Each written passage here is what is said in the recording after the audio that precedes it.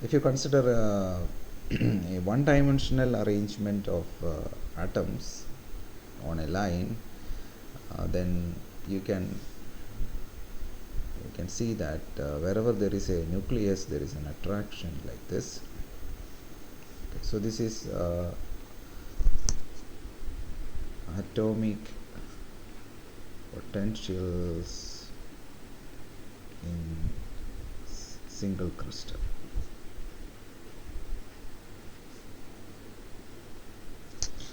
So wherever there is a nucleus, there will be a attraction and crystal is basically atoms arranged in a periodic manner. So here I am showing a one-dimensional representation. So each atom will have this kind of potential variation. The expression of this we have already seen in the last class when we solved single electron atom. This is basically the Coulomb potential associated with each atom.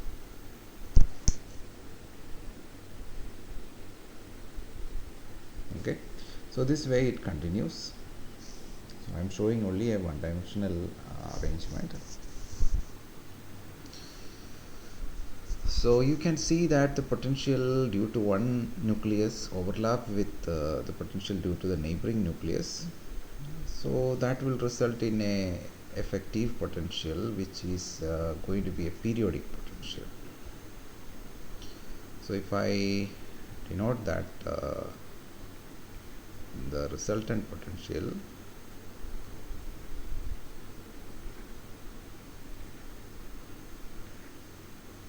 we can show it as something like this.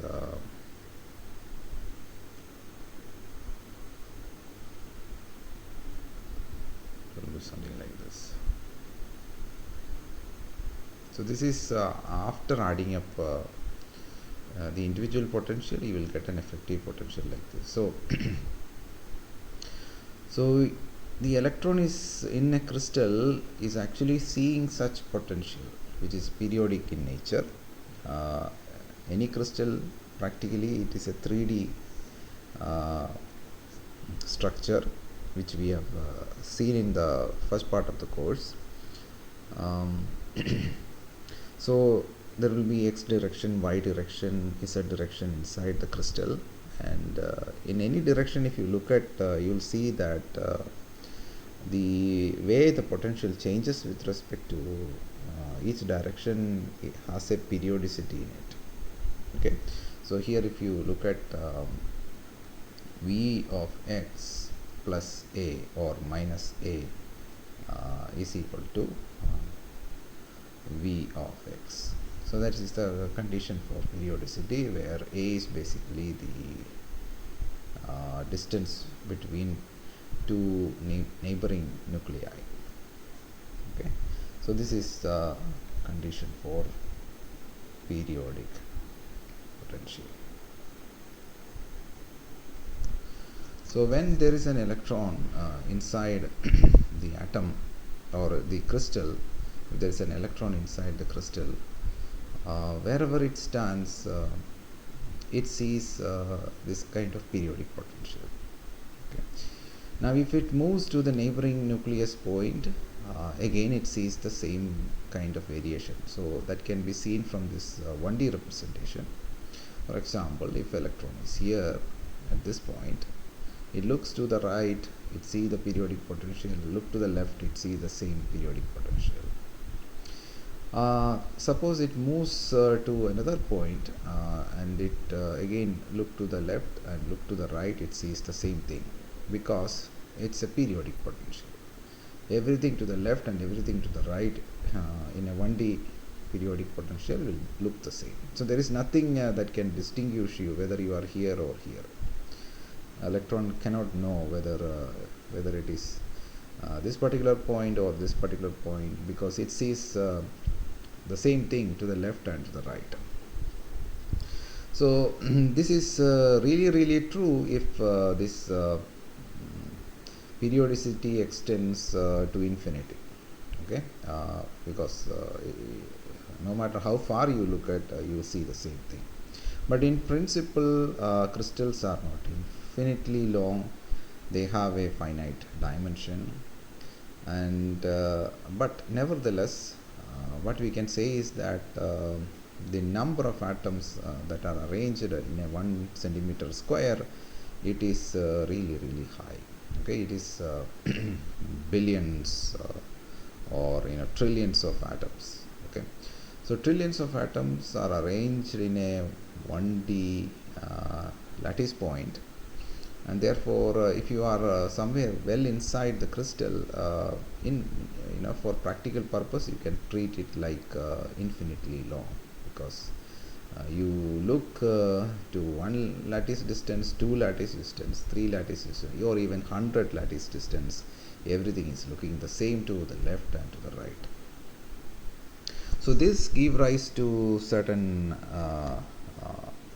property which we can associate with the wave function of the electron. So since electrons have wave nature according to quantum mechanics, it has a wave function, and the modulus square of the wave function, so let's say I'm calling it as modulus of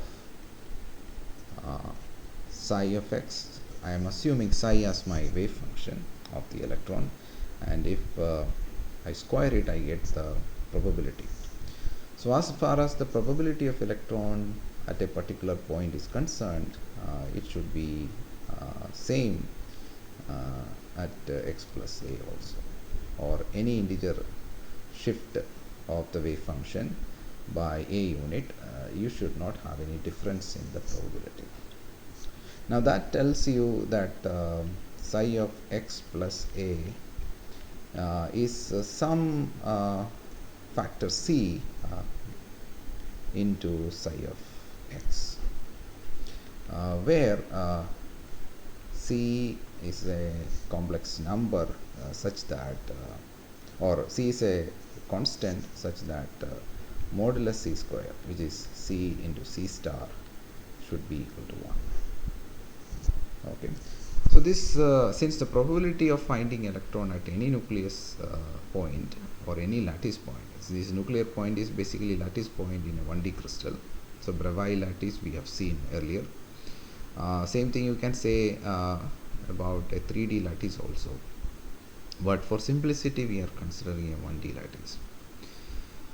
So the wave function of the electron will have or the position part of the wave part of the wave function will have this property that when you move by a distance a, it will have only a phase factor multiplying the wave function at the original location. So if initially f psi of x, and if you move to the nearest nuclear point, so then it will multiply with the phase factor, and phase factor always have a modulus equal to 1.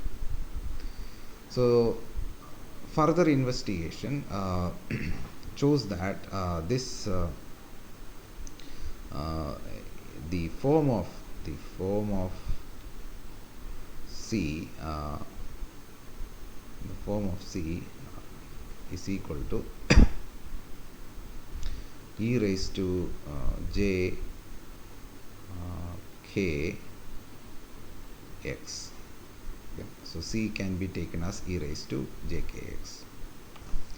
Now if I take this as e raised to j k x, and since the psi of x is c into psi of x, I can also consider one more thing, that is phi of x can be taken as e raised to j k x into some function which is a periodic function. Okay. So this is the form of wave function electron can have if the potential is periodic. Okay, so this is basically a mathematical thing. I mean, it is nothing to do with the physics of the problem, but it is coming out of the symmetry of the problem, uh, where u of x, x is a function, u of x plus a or plus or minus a is u of x, which means periodic. So there is a linear phase factor multiplying a periodic function. So that should be the nature of the wave function. Okay. All right. So this has a name. There are more formal derivation. I just used some physical arguments, but mathematically you can show that psi of x should have this form whenever we are talking about periodic potential. Okay, so this was derived or shown by by Felix Bloch. So it's called Bloch's theorem. So Bloch's theorem says that. So what is Bloch's theorem? So let me just say, Bloch's theorem says that in a periodic potential, which is what a crystal has, so says that the electron in a periodic potential, or the particle in a periodic potential, the electron in a periodic potential has a wave function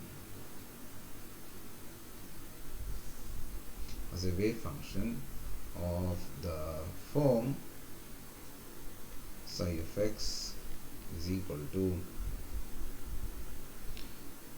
e raised to j kx into u of x, where k is the wave vector,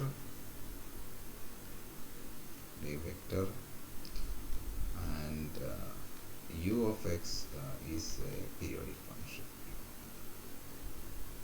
Okay,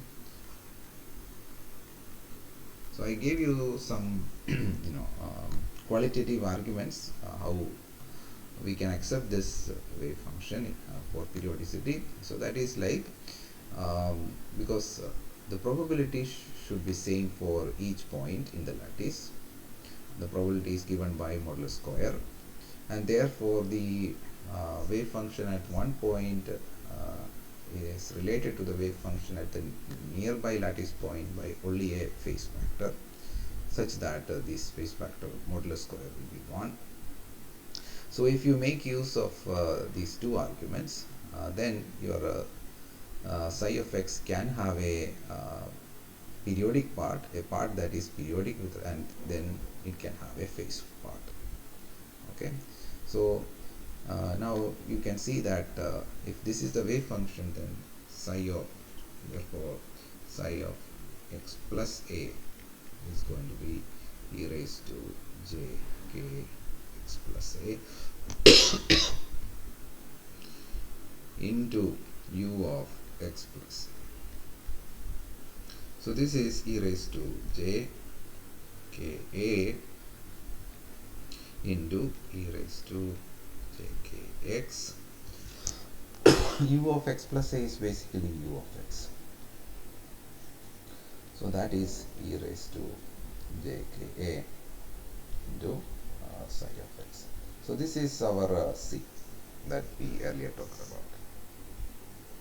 So this particular wave function that we considered has this property. So but right now we do not know what is this u of x plus a. We are only saying that Bloch's theorem only says that the form of the wave function.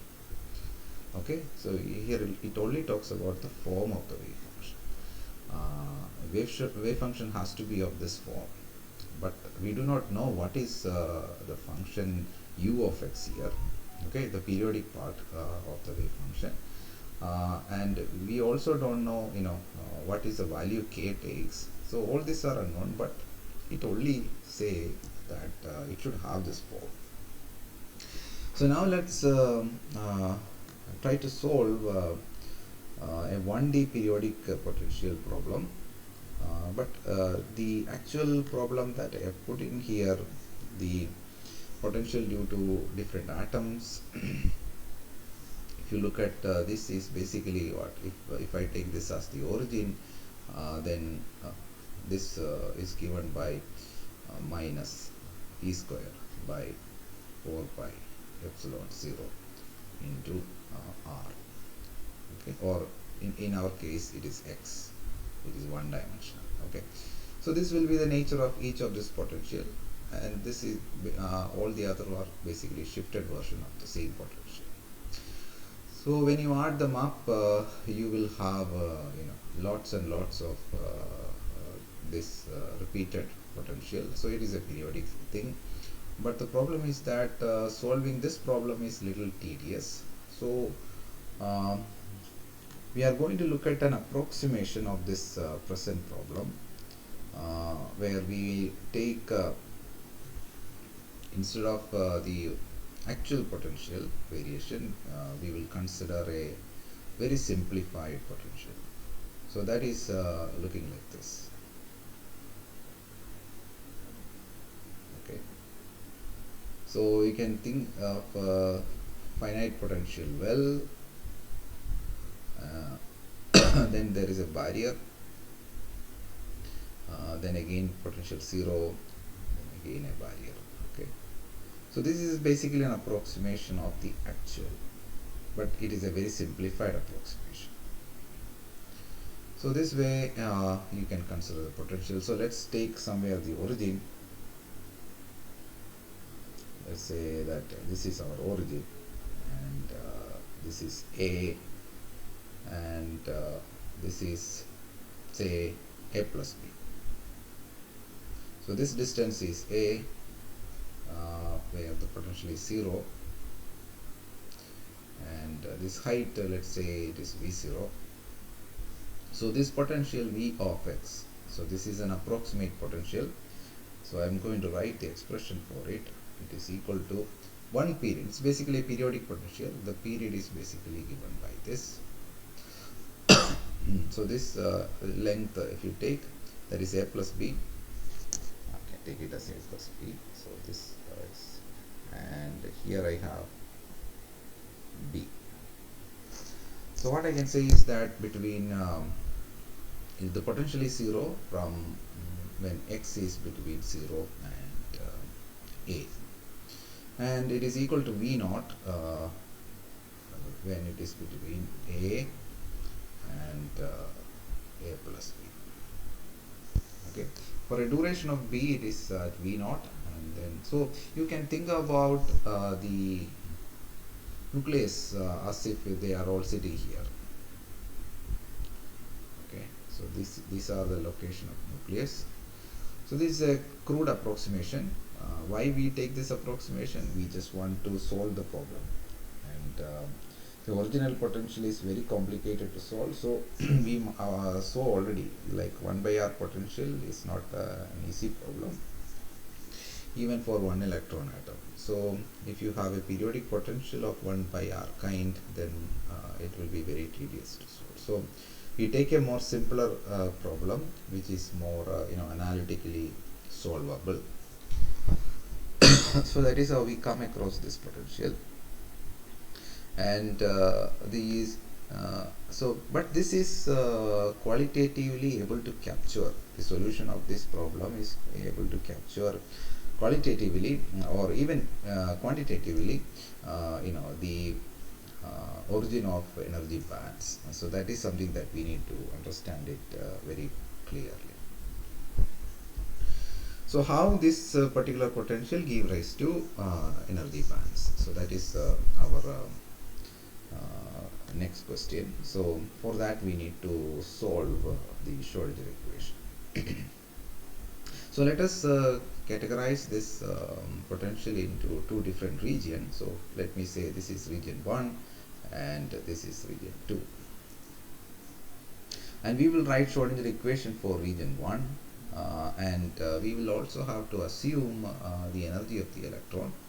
So the energy of the electron I will assume as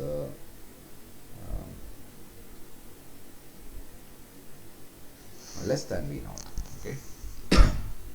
So that will give rise to what is called as bound state, like similar to the kind of problem that we solved earlier. Um, we got discrete energy levels, etc. So we are interested in the electrons bound to the crystal, okay, which is not free. It is bound to the respective atoms. So that is what we are going to consider. So therefore we take E as less than V naught. So we are interested in the case we are interested in the case E less than V naught. So in region 1 and region 2, region 1 that is from 0 to A, we have potential equal to 0. So let me just write down for region 1. We can write the Schrodinger equation, which is now we have written it multiple times. So let me just again let me call it as d square by dx square. There is minus h cut square by 2m. I am taking it to the other side, and v is 0, so there will be 2me square root of this divided by h whole square into psi equal to 0. So this is what we have seen earlier. Now I can call this as alpha square, and then similarly region 2 I will have d square phi. So this is for region 1 and this is for region 2. So d square phi by dx square minus, so now I will have 2m v naught minus E. Why do I take like that? Because I know that energy we are interested in are lesser than v naught, which is the height of the barrier, and then square psi or phi in region 2 equal to 0. So this one I will call it as beta square. So from the Schrodinger equation, since we have done this multiple times for different examples, we can immediately write down the wave function. So here this is going to be equal to, this is the time independent Schrodinger equation. So the position part we will get it as a into e raised to j alpha x plus v into e raised to j or minus alpha x. For region 2 we will get in a similar way we will get c into e raised to beta x. There will be no j here plus d into e raised to minus b beta x. So these are the solution. Now so we wrote the solution for region 1 and region 2.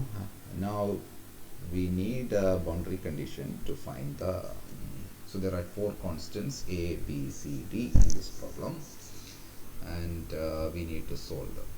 Okay, so what are the boundary conditions which we are aware of? So boundary conditions, the potential is finite everywhere, so we can say that both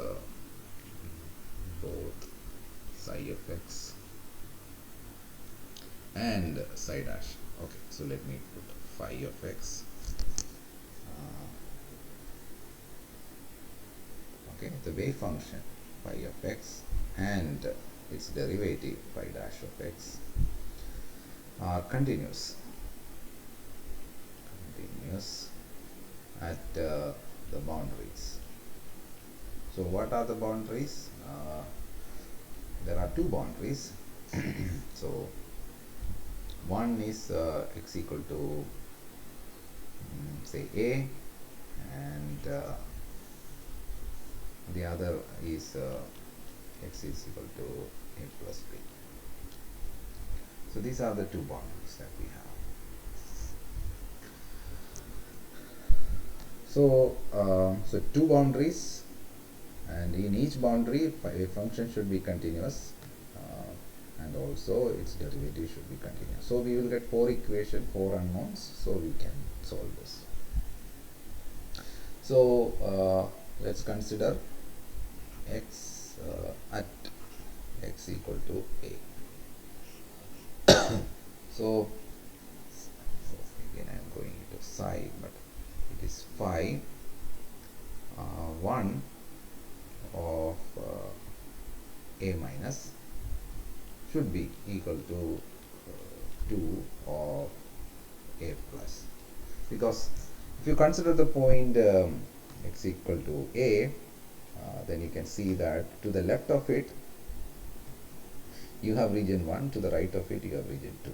So in each region the corresponding wave function will be there, the form that we have written, but at x equal to a they should be continuous. So therefore we can write this as a into e raised to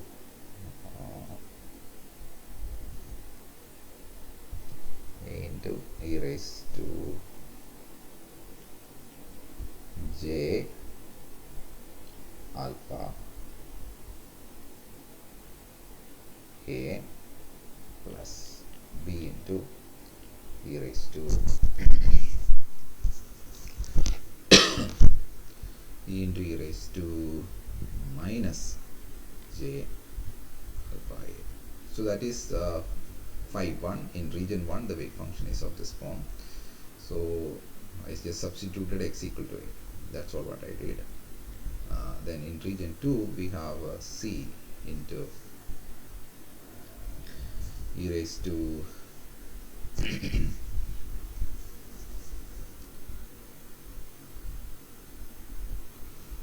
c into e raised to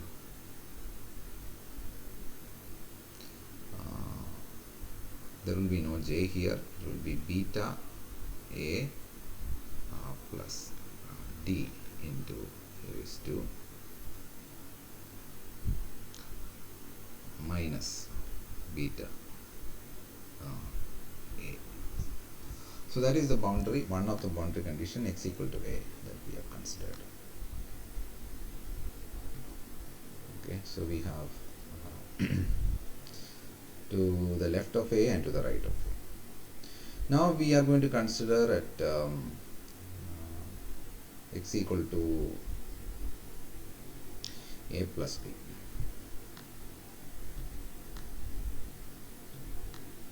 Okay, let's also consider the derivative at x equal to a. So if I take a derivative, then so this is equation 1. Now we can also say phi 1 derivative at a minus should be equal to phi 2 derivative at a plus. So this one you will have j alpha coming out, and then you have a e raised to j alpha a then minus b into e raised to minus j alpha a, and that should be equal to, now here beta will be coming out, beta into c e raised to beta a minus d into e raised to minus beta a. So this is equation 2. So we got two equations in a, b, c, d. Okay, now let's move on to the next boundary condition, that is at x is equal to a plus b. So what are we trying to say here? So here we need to apply the Blocks theorem, which is basically, so we have region 2. So you can write the second region. We have a plus b,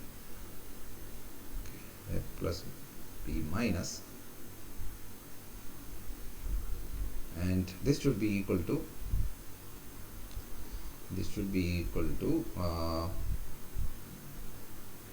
phi 1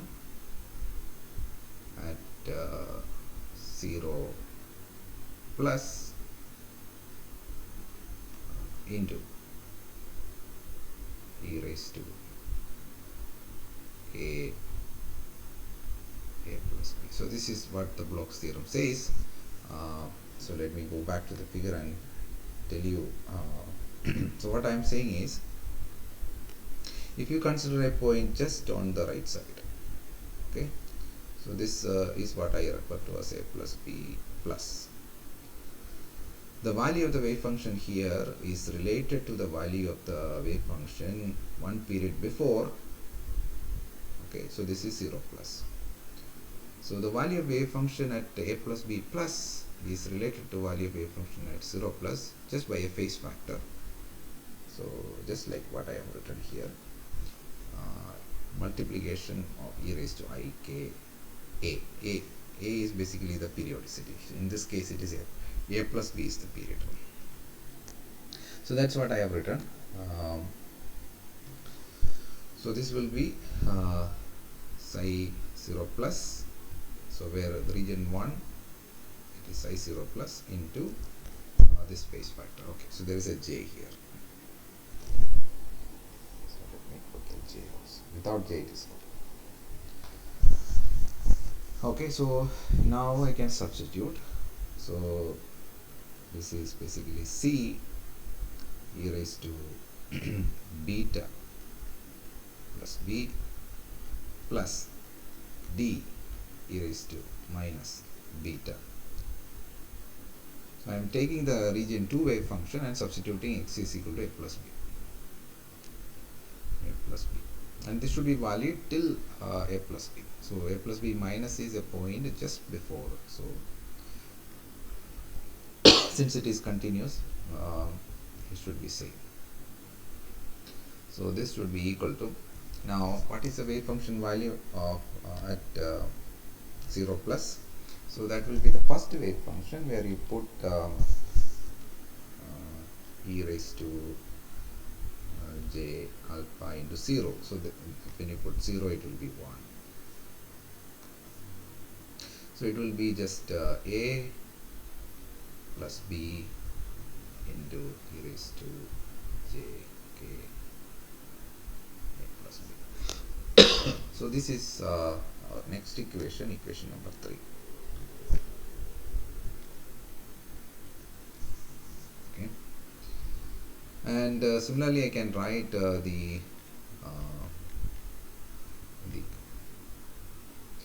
second, that is the derivative of the wave function, should also be continuous, because all the potential is finite. If the potential has some infinity in it, we can't insist this. So this will be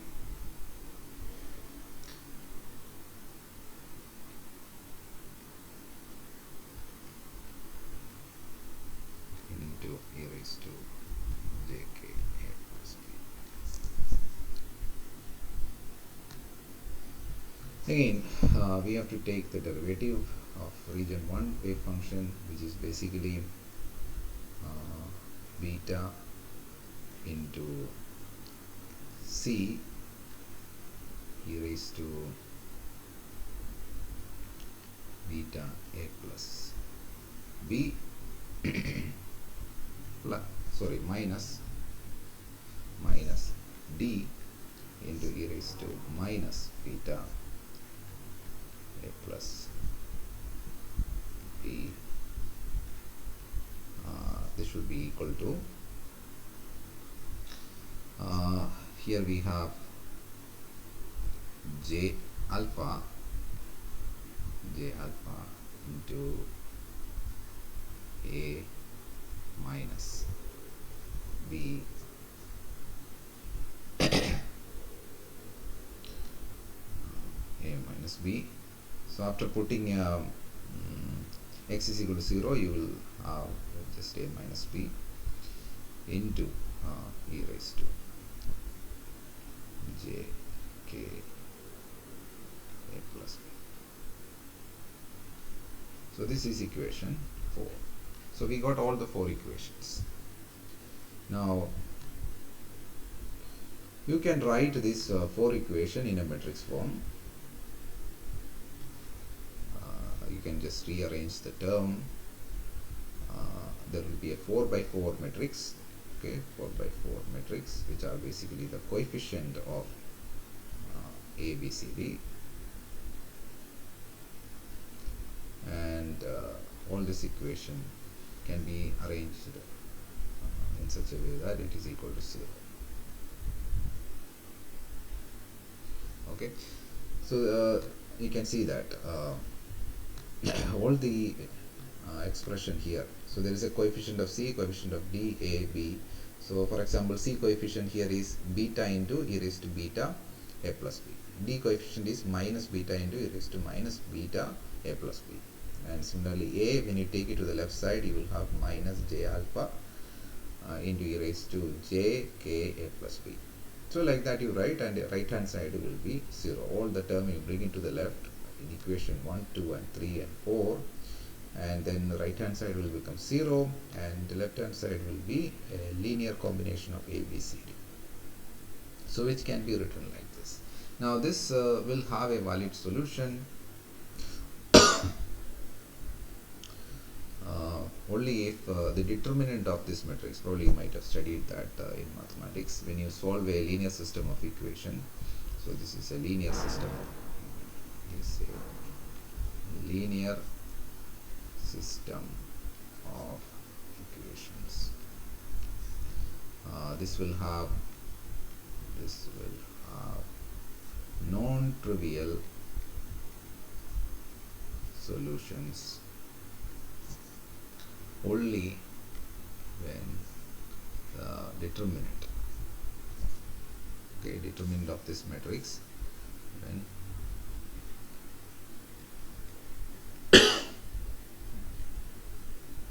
determinant of the matrix equal to 0. So when you do that, determinant you take and equate to 0, you will get. But it is a 4 by 4 matrix, and each entry into the matrix are really complicated functions. So when you find the determinant, it will become very large function, very large equation, okay, when you equate that to 0.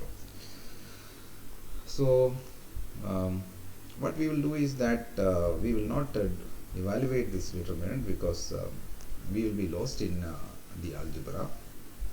We will consider a even simplified version of the potential. The earlier potential, I am going to even make it further, in order to reduce this complication here. What I will do is that I will make the b going to 0 in this potential, b going to 0, and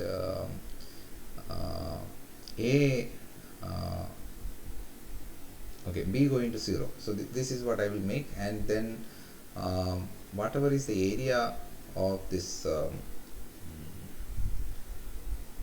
okay, so I will approximate this in the following manner. So let me just show this. So this potential I will further, in order for making it more tangible for solving them, what I will do is that I will make it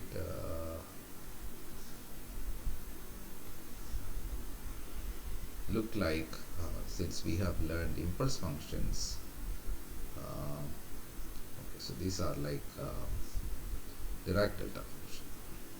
Okay, so now I will make b going to 0. So this will be 0, this will be a, 2a, minus a, etc. This way I will approximate. and the strength of the impulse, I will take it as V0 delta of x. Okay, so this axis is x, so and this one is basically V0 delta of x minus a, like that. So I will simplify the potential in this manner in order to make it more plausible mathematically. Okay, so let me just write simplifying the so this particular potential that we have looked at, that is called Kronig Penny model. Okay, simplifying the Kronig Penny model further as below, that is v of x is equal to sigma v naught into delta of x minus k a. Okay, where k is going from, okay, k we are using, so let's use some other symbol, maybe m we are using, or maybe L, some L, okay, going from minus infinity to plus infinity. So it's, if it has to be periodic, it has to go from minus infinity. L is basically an integer. So this way we will approximate as I have drawn earlier. I can draw this now like this.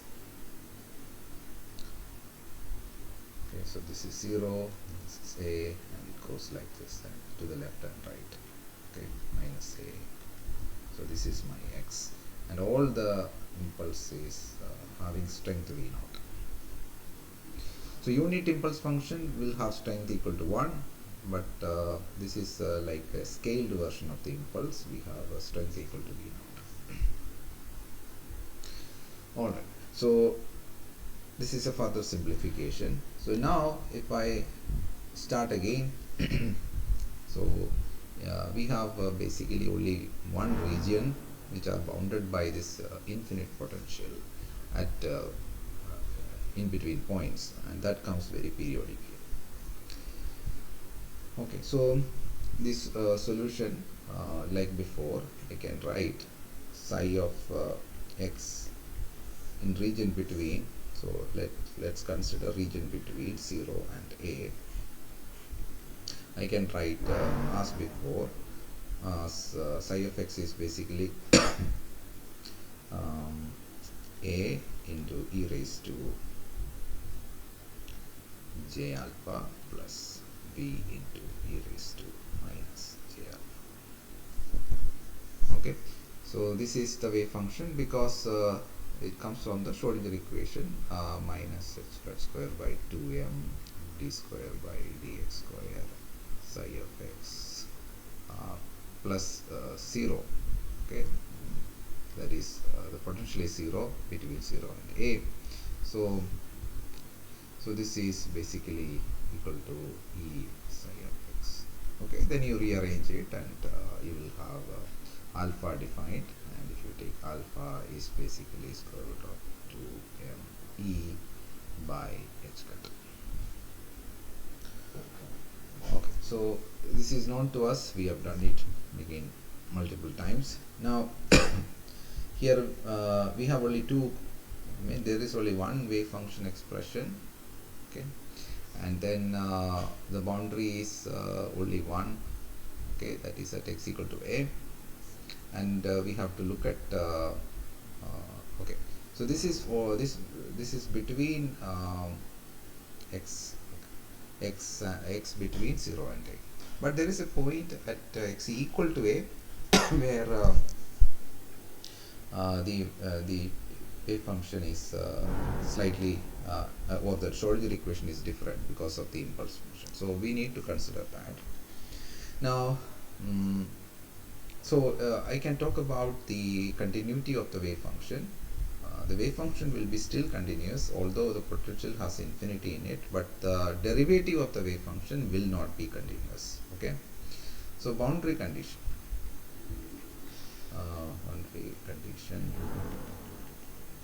at x is equal to a. So at x equal to a, we can say that phi of a minus, okay, that should be equal to phi of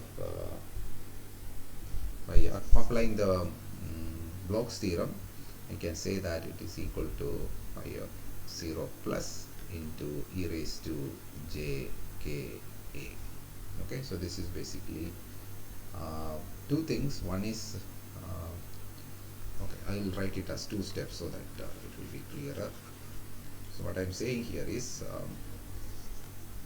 phi of a minus should be equal to phi of a plus, but phi of a plus I can write it as phi of 0 plus into e raised to jk, due to the second equality is basically Blocks theorem.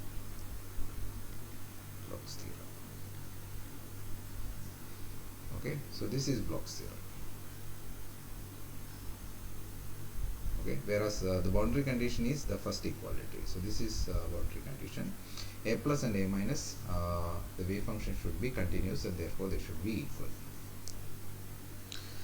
Okay, and we know the wave function for x between a 0 and a. So therefore this can be written as a into e raised to j. Okay, see, I missed the x here, so there is x here. J alpha a, x equal to a, you have to put plus b into e raised to minus j alpha a. So that is the LHS, and RHS, if I take this one, so that will be a plus b, then I put x equal to 0, it will be a plus b into e raised to j k a. So this is our equation 1.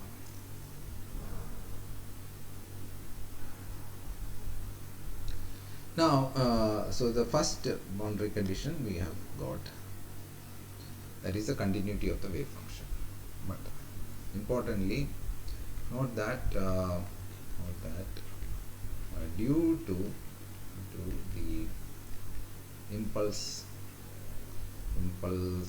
potential at x is equal to a, the psi dash or phi dash of x, is not continuous. It cannot be continuous because you see our Schrodinger equation, because our Schrodinger equation at okay, Schrodinger equation at x equal to a, how does it look like? It's basically minus h square by 2m d square psi by dx square plus delta of x minus a into psi of x is equal to e psi of x. Okay, so x psi is basically a function of x. So you can see the second term is infinite at x equal to a, so therefore the second derivative has to compensate this infinity with another infinity, so that our energy can be finite. So therefore we can say d square by dx square of psi of x is infinite, or you can say d by dx of psi of x is not continuous. Okay. Now this equation, let's call it as say integrating equation 1. Okay, not this one, that is a different one. Integrating equation 1, you'll get minus h squared square by 2m. So integral of second derivative, you will get it as first derivative. Okay, between, let me put a definite integral between x or let me say from x equal to a minus epsilon to a plus epsilon. So this is the range I am integrating, just before and just after x equal to a point. So if I integrate this, I will get basically the first derivative at a plus epsilon minus, that is the upper limit, minus first derivative of a minus epsilon, and we are taking a limit epsilon tends to 0.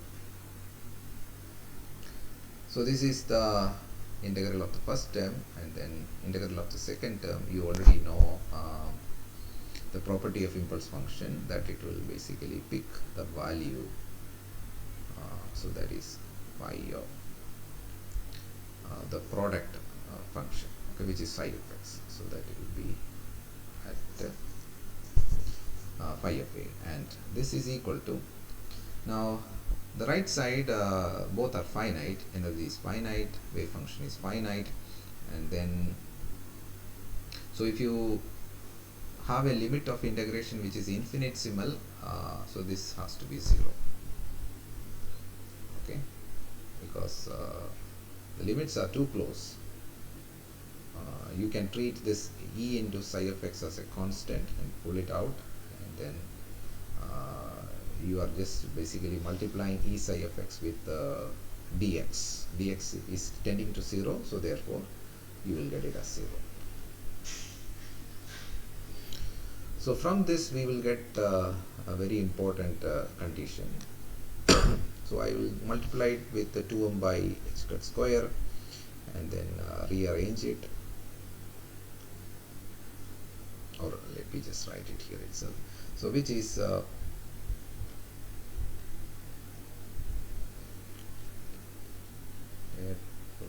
okay, so this I can now write it as a plus minus psi dash of a minus is equal to okay, so if I take this phi of a to the other side, it will become minus, and then when you multiply with minus or divide with minus h squared square by 2m, that minus will cancel, and then we will have okay, I left one thing. I have to say the strength of the impulse is V naught, okay, that I earlier mentioned it. The strength of the impulse is V naught into delta of x. Okay. So that will come here also. So this will be 2m V naught by h squared square phi of a.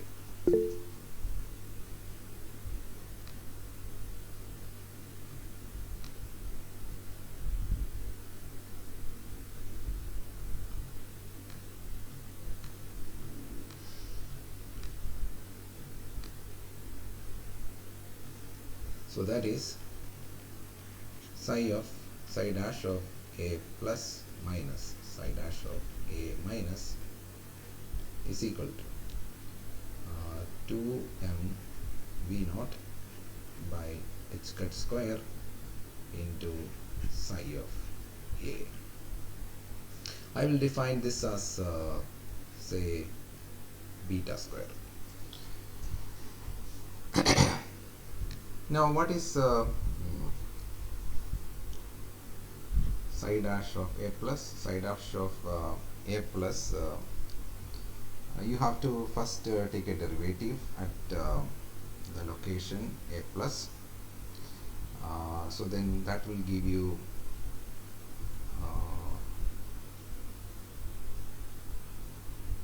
okay, so before that let me just write once again psi of a.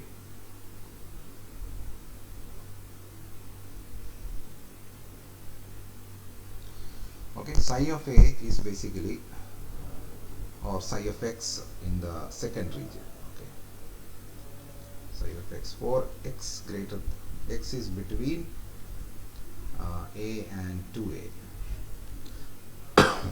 So I can write psi of x as, it will be a into e raised to j alpha x minus a. So whatever was the wave function in the region 0 to a, so that is e raised to j alpha. So that is basically shifted. Okay, periodicity means if you are basically shifting that to by x a unit to the right. So x minus a plus b into e raised to minus j alpha x minus a. Okay, so this is the periodic part. Then this will be multiplied with the e raised to j k a. So this is Block's theorem. Okay, so in the region which is from a to 2a, I can write my wave function using the wave function for the region 0 to a. So 0 to a wave function I am taking, shifting it by a unit and then multiplying with that phase factor. So this is Block's theorem.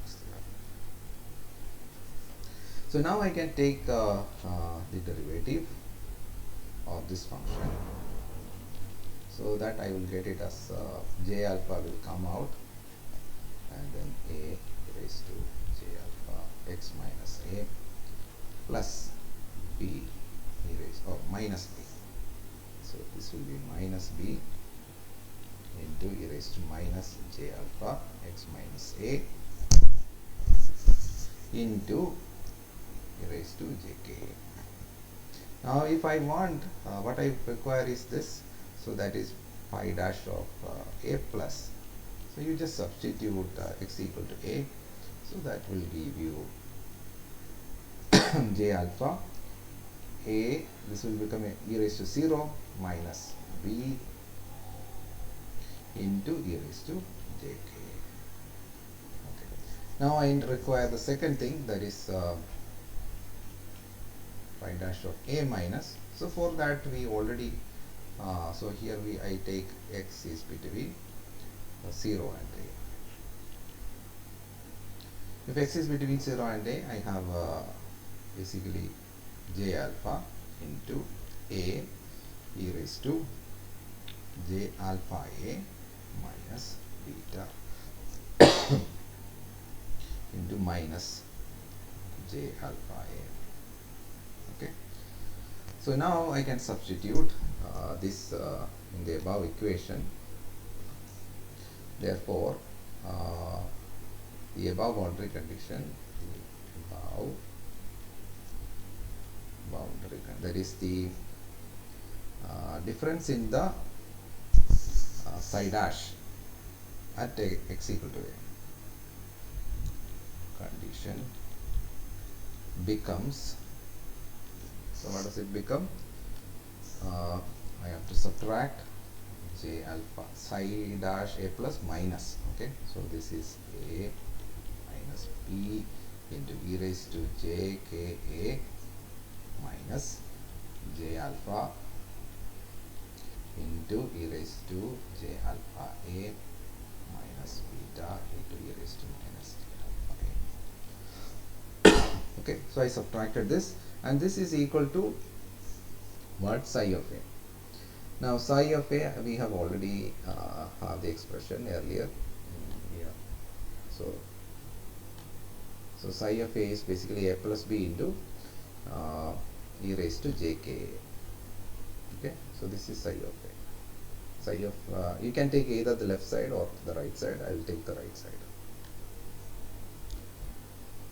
A plus B into e raised to jk.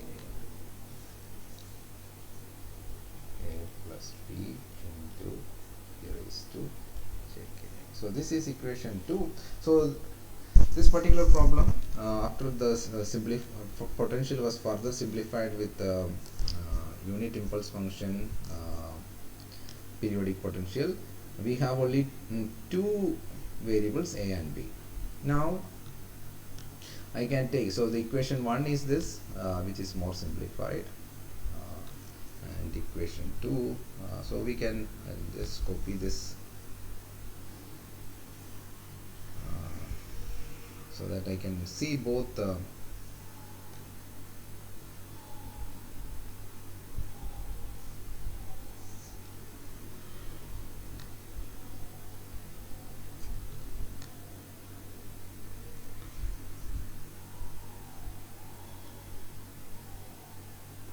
okay, so these are the two equations that I have. I have two unknowns A and B, so I can now solve them. So what I am going to do is, like, I am going to write it in a standard form. The first equation, writing it in standard form. So I am now going to simplify this. So all the coefficient of A I am going to pick up, so that is e raised to alpha A, and then I have something from the RHS that will become minus e raised to jk, that is multiplied with A, plus then coefficient of B, I have e raised to minus alpha A minus e raised to jk B equal to 0. So this is say equation 3. Yeah, let me call it as equation 3. Okay, which is basically obtained from this. Similarly, I will rearrange this also in the same format. I will pick all the coefficient of A. So here it is j alpha. Okay, so j alpha into e raised to jka. From here we have minus j alpha into e raised to j alpha A. Then from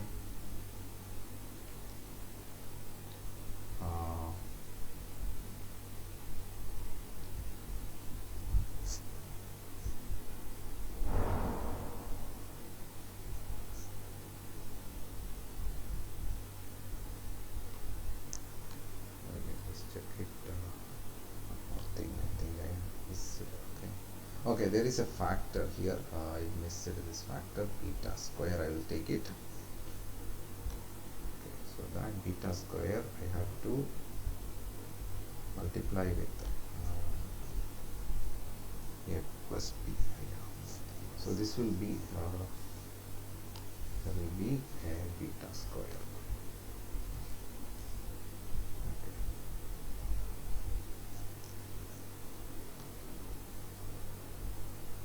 Okay, so I missed this factor beta square, which is here. So this factor also I need to, I just put a psi of A, so there is a beta square also here. So now if I take that term to the left side, then there is beta square A into e raised to jka. So the coefficient of A is beta square e raised to ka. So that is minus, sorry, so minus beta square e raised to jk. So this is the coefficient of A. Similarly, collect all the coefficient of B. So from the first term minus j alpha, so this plus another bracket minus j alpha into e raised to jka. Then from the second term you have minus minus, if you multiply this, So that will be plus j alpha into e raised to minus j alpha a. Then from the right side we have again a minus beta square into e raised to jka. So that into b equal to 0. So this is our equation 4. So equation 3 and 4 is now arranged in standard form. I can represent it in a matrix manner and say that the determinant of that matrix should go to 0. So here it is e raised to j alpha a minus e raised to j ka. So that is number 1 term. Then I have another term here, e raised to minus j alpha a minus e raised to j ka.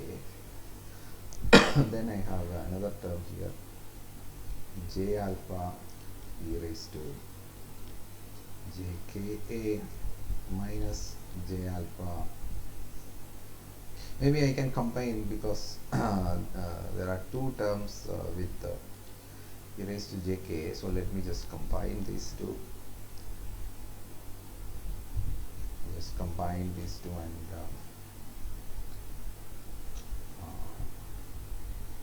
write it as so there is a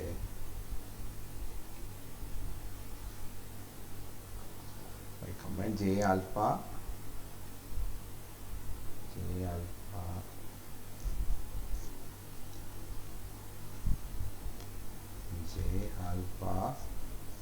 minus beta square into e raised to jka minus j alpha into e raised to j alpha a. Okay, so this is the term here.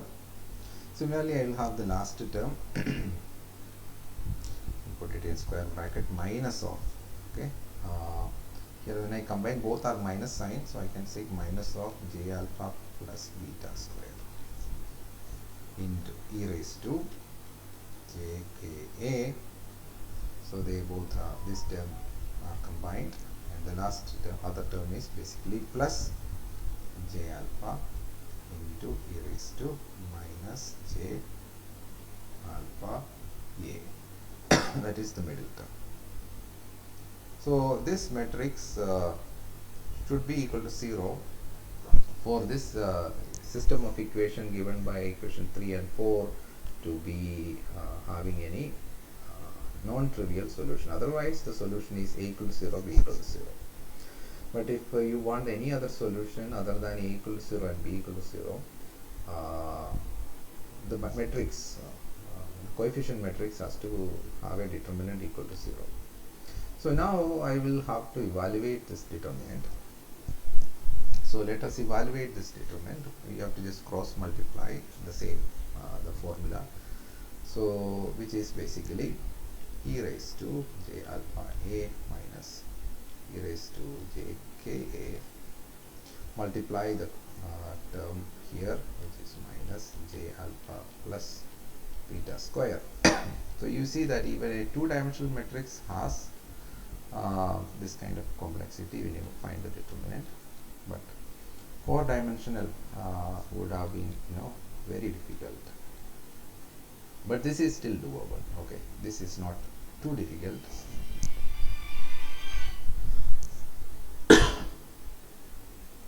This is not too difficult. Minus e raised to minus j alpha a minus e raised to j ka into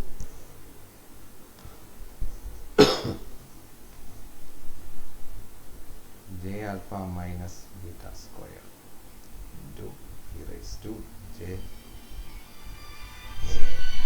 Just a minute. Yeah, we are cross multiplying, and then this is plus j alpha into e raised to minus j alpha a. Okay, so this should be equal to 0. So now we have to, term by term you have to multiply it. So that is equal to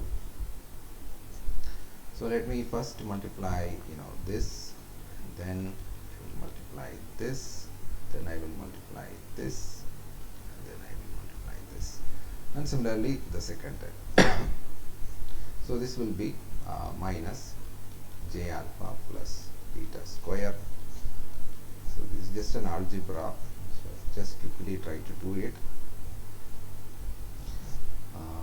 Into e raised to j alpha a, and then plus,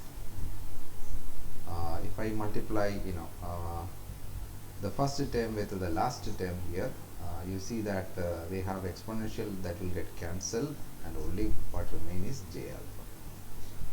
So that is simplified. Then the third term is minus into minus, so sign will go away, j alpha plus beta square into, and the exponent is same, so you can write it as 2j ka, and then minus, so that four terms we okay, one more term is there. This is the last term, so that is basically minus j alpha into e raised to j ka into e raised to minus j alpha a. So we did the first multiplication, and now similarly we have to do the second one. So let me write this second part under the first part, because there are some terms which are comparable. So here we have minus again j alpha, but now we have minus beta square into e raised to j minus j alpha a, or let's put the other order,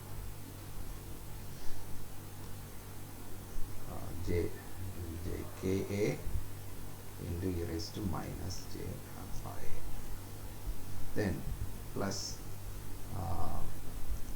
so we did this one,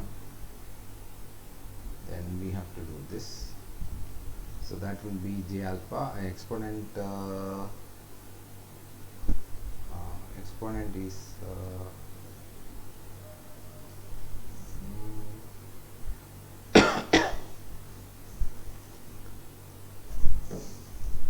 so it looks like exponent is silly, I made a mistake.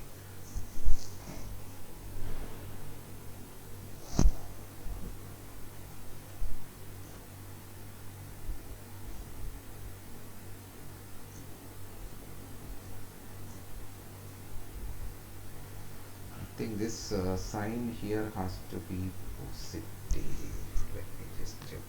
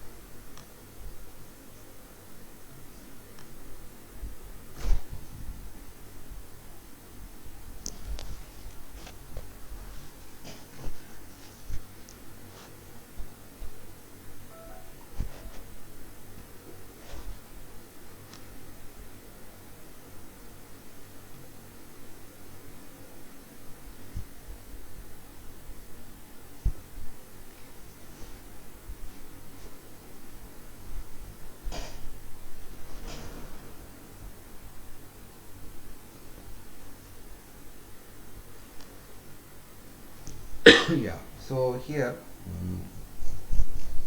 you see that this term has to be multiplied with this term. It's a cross multiplication, this minus this. So here you have plus, I don't know how, yeah, so I have made a mistake in the cross multiplication. So first term is correct, it is multiplying this, and second term is this, which is correct, and this term when I wrote it, it is jk, so there is a plus sign here because this is plus and there is a minus sign here also, so this is minus, somehow it has happened like this. So minus j alpha beta square into e raised to ik minus j alpha into e raised to plus jk, j alpha a. Yeah, so because this should also cancel, that's why I found there is some error. Okay, so if you look at so there is minus here and a minus here, so that will become plus, and then exponential they will cancel, so it will be j alpha, yeah, then plus the third term, which is this one, so that will have minus minus, that is plus, so you have j alpha minus beta square into both are having same exponent e raised to jk, so you can write it as 2jka, then the final term, which is this with the last.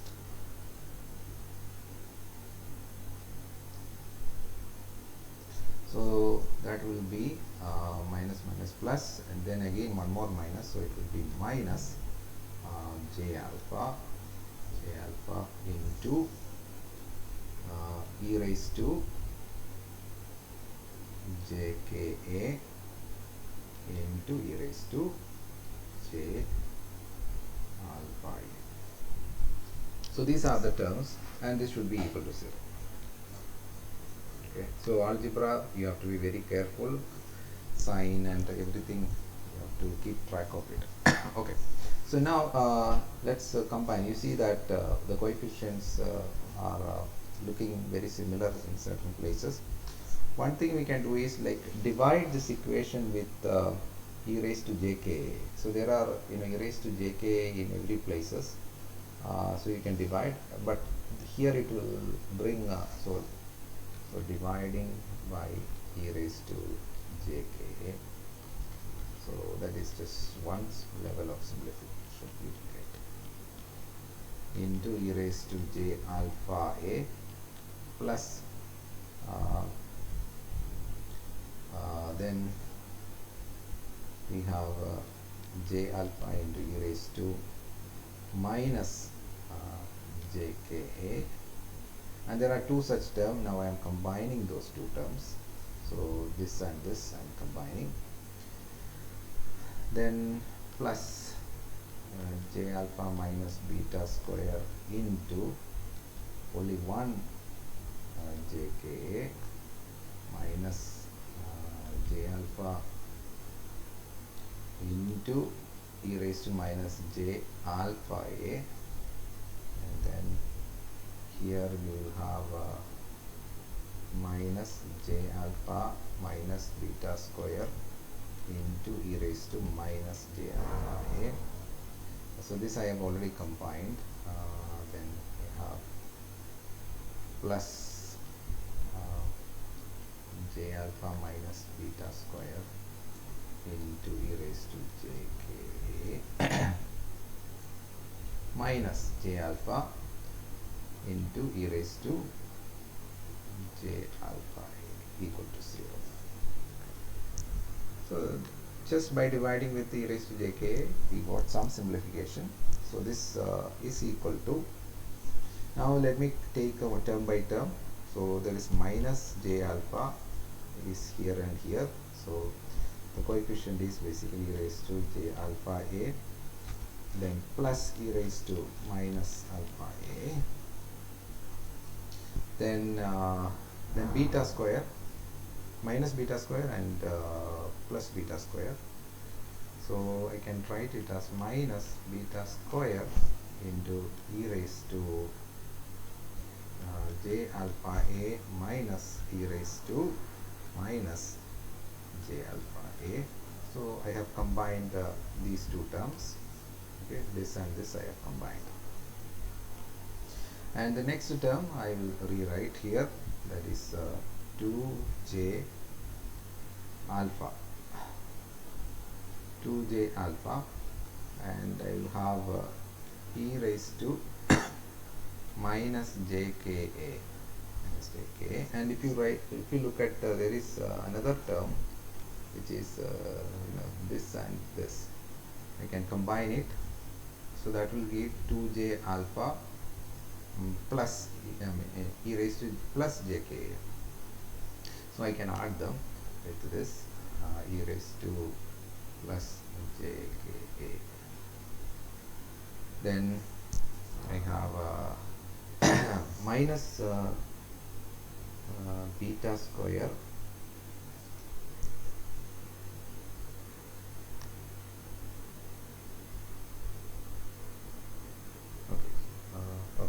so here actually it is plus beta square. Again I made a mistake here, so this is plus beta square, so they will cancel. Plus beta square and minus beta square, they will cancel, so those two terms will cancel. This will cancel with this. Now what is left? What is left is this minus last term. So last term is basically j alpha so minus j alpha into e raised to minus j alpha a plus e raised to plus j alpha a. So this is equal to 0. So we have got it much simplified right now. Now we can use Euler's identity and write this as minus j alpha. Okay, the first term and the last term, they are same. So I can combine it and write it as minus 2j alpha. Okay, I'm combining this and this. They are same term. And what is inside the bracket is basically 2 cos alpha a. Okay. Then the next term is minus beta square. This is basically what? This is basically subtraction. So I can write it as 2j into sine alpha a. So this can be simplified like this. This bracket can be simplified like this. And the first and the last I have combined. These two I have combined. So there is one more term, which is basically 2j alpha into, so this is 2 cos ka, and that is equal to 0. Now you see 2j is everywhere, so I can just cancel the 2j's. It's 2j because it is equated to 0, and then I can divide everything with alpha or I will divide everything with 2 alpha. So this will be equal to, or minus 2 alpha I will divide. So this will become cos alpha a minus 2 alpha a divided, and this will become plus beta square by 2 alpha. Okay, minus minus will cancel, and there will be a minus sign coming here, so I am taking to the other side. So 2 alpha I will go, and this will be cos a. So you see that we got a very simplified expression. Now what was beta square? Beta square was basically 2m, beta square was 2m v naught by h cut square. So I can write beta square by 2 alpha as 2m v naught by 2 h cut square